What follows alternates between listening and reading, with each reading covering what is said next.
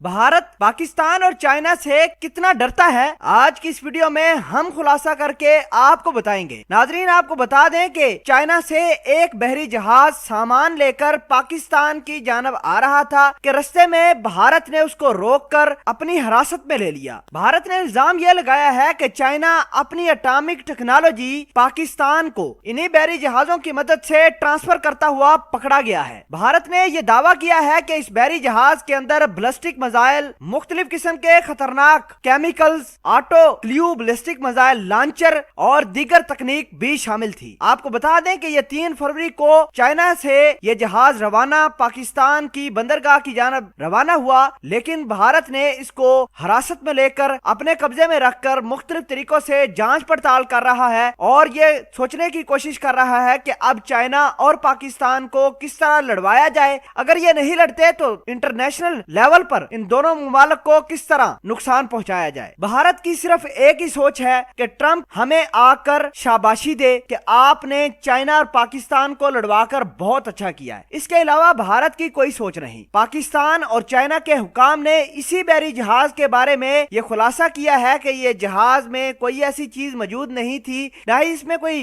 Atomic weapon थे, ना ही कोई बैलिस्टिक मिसाइल, ना लॉन्चर, ना कोई और चीज, बल्कि आम रोजमर्रा जिंदगी के इस्तेमाल वाली चीजें इस बहरी जहाज के अंदर मौजूद थी जो पाकिस्तान ने चाइना से इंपोर्ट की। बहरहाल भारत ने इसको हिरासत में लेकर अपनी बंदरगाह पर खड़ा करके मुख्तलिफ तरीकों से इसकी वीडियोस बनाकर इंटरनेशनल लेवल पर पाकिस्तान के खिलाफ प्रोपेगेंडा जारी करने वाला है। नाजरीन, आपको यह भी बता दें कि पाकिस्तान के हवाले से FATF बहुत जल्द फैसला करने वाला है कि आया पाकिस्तान को ग्रे लिस्ट में रखना है या नहीं। इसी दौरान यह मामला पेश आया और भारत ने यह मामला FATF के सामने भी उठा दिया है कि चाइना पाकिस्तान के अंदर मौजूद तालिबानों को मुख्तलिफ टेक्नोलॉजी से लेस करवा रहा है और यही टेक्नोलॉजी फिर भारत के खिलाफ तालिबान इस्तेमाल करते हैं। भारत मुख्तलिफ तरीकों से पाकिस्तान को फंसाने की कोशिश कर रहा है। हमें एज अ नेशन उठना होगा भारत के खिलाफ। भारत को यह बताना होगा कि पाकिस्तान ने कभी भी दहशतगर्दी को प्रमोट नहीं किया।